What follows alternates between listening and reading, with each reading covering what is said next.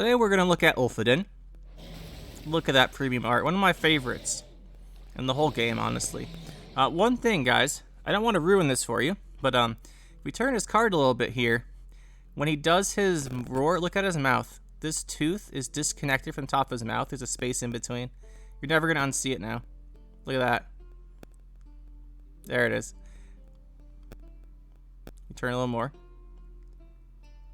You kind of see what I'm talking about. Anyway, still one of my favorite premium artworks. I like Aquist, even though his art's messed up too. But yeah, Ulfhedin. 7 provisions, 4 power. Deploy melee, damage an enemy unit by half its current power. Very simple effect. And you never see him played. Why is that? So let's take a look at the options here. We'll talk about this effect, but first of all, at 7 provisions for 4 power, you probably want to see at least 6 value out of this order. Well, you definitely want to see at least 6 value out of this order. Why am I calling it an order? 6 value from this deploy. So that means the opponent has to have a 12 or higher. Really, you'd want more than that, but if we're thinking about this, really you'd want like 12. You really want like 10 to 12 value from a 7 provision card. Much more like 12. At 10, like you've got like great sword and stuff that play for 10, Nautica's sergeants. You'd really want like 12 value at least from this. Which means you have to hit at that point a 16 to do that much damage. So when are they going to have a 16 power unit? There's 2 choices here. 1, they're playing Regis Reborn, or 2, they're boosting something really high.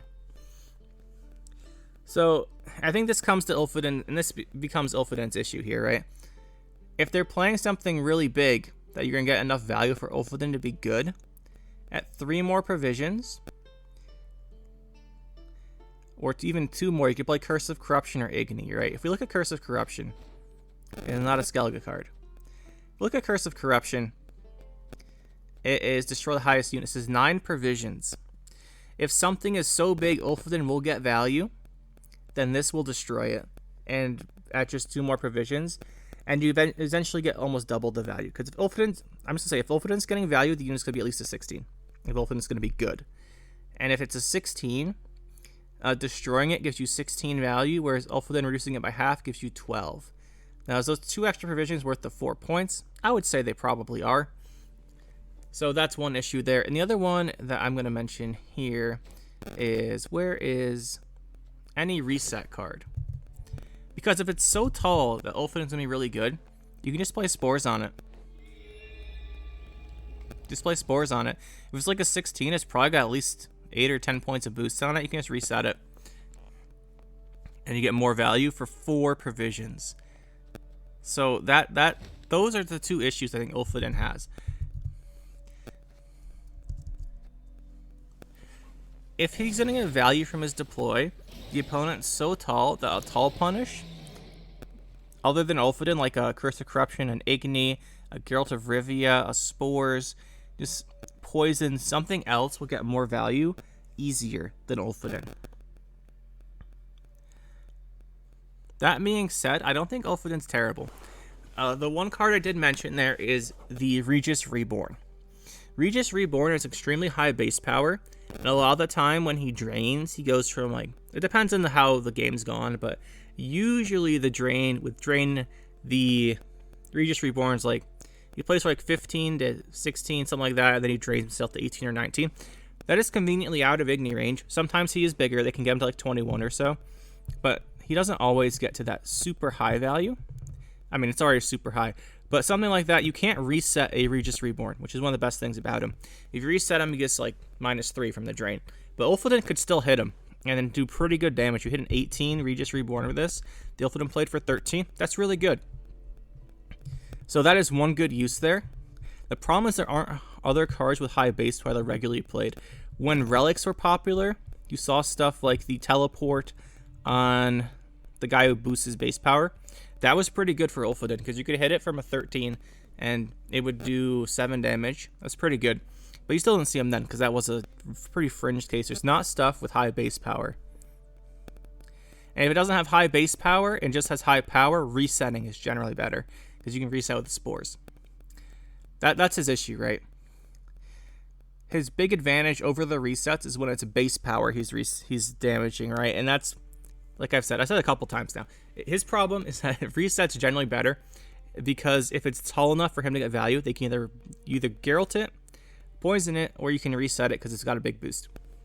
That being said, I think Ulfhedin isn't terrible. Like I said, you can use it on Regis Reborn. On a boosted old spear tip with the old spear tip asleep, he gets 9 value. That's pretty good. Lays him to 13. I did my math earlier. It was 11 with the 13. 13 and a half, 7. 7 plus 4 is 11. You need an 18 for it to be worth 13 value. So is Ulfhedin unsalvageable? I don't think so. I think Ulfhedin's pretty simple to fix here. So half an enemy's base power, we've kind of gone over now a few times. It's not that great of value until their units are really big. And if they're really big, it doesn't punish hard enough. Which means Ulfhedin just like lacks value overall. I think there's a very simple way to fix Ulfhedin. And I think that how you do it is you just change his base power. Look at this guy. He's absolutely destroying this warrior. I can't tell who this is. It's probably just some random soldier with giant hands. But anyway, yeah, Ulfhedin, he's massive. Just give him more base power. I think he'll be good then. Like if you just make him a mid-range type card, say his base power is like 6. Here's the difference, right? At 4 to get value, say the value you want to hit is like an 8 to make him really good. 12 for 7, that's really good. If you want to hit an 8, that means your opponent has to be a 15 or a 16 power unit. That's not very common. But if he's at 6, you'd have to hit a 12 or an 11. That is much more reasonable. If you hit like a 10, a 9 or a 10 would give him 11 for 7. That's good value. Like 11 for 10 is much better. Or 11 or 10 for 7 is much better. And then if he's like base power 6, think of the opponent. How often do your opponents just like play 6 power stuff? Pretty much always. And then he'd be like his lowest his floor would be like a 9 for 7. Which is alright. Like then I think you can justify running him for that high value punish if they have a tall card, and he wouldn't be terrible value otherwise. That's his problem. Outside of hitting those tall cards right now, he just doesn't get enough value. And when he does get his value there, well, other stuff has more value. I think he could have a nice niche in the sort of like mid-range value, like getting good value. Because right now, look at him. He doesn't destroy the card he damages, so he's not a control tool. He's just a value card based on the opponent having a tall unit. And really, if you compare him to like Igni and stuff, Igni, Geralt of Rivia, there's no comparison because they destroy the cards. And that removes their threat. It removes more points from the board. They're not that much more expensive than him. Especially Curse of Corruption isn't that much more expensive. So really his niche is hitting stuff that just for value. And I think if he's hitting stuff for value, you make him more mid-range, give him like a base power 6. I think then he might be pretty good. But yeah, that's my opinion on Ulfhedin. I really like Ulfhedin. I really like the artwork. I used to play this guy quite a bit. And he's really cool. I just think they need to up his base power. I think he's a playable card. I'd be very happy to see that. Make him base power 6. I think he's good. Good enough to see play at least. And I really hope they do that because there should be more options in my opinion. Like look at the mid-range Golden Necker type decks. This would be a great card to slot in there just for value.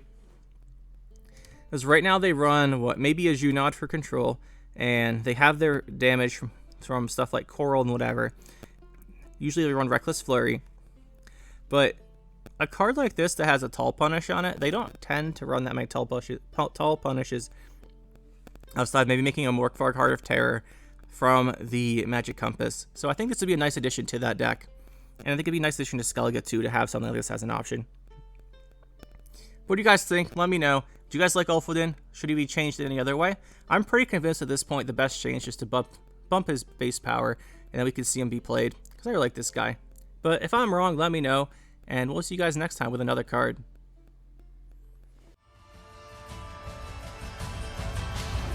That'll be it for this one, guys. Hope you enjoyed. We'll see you next time.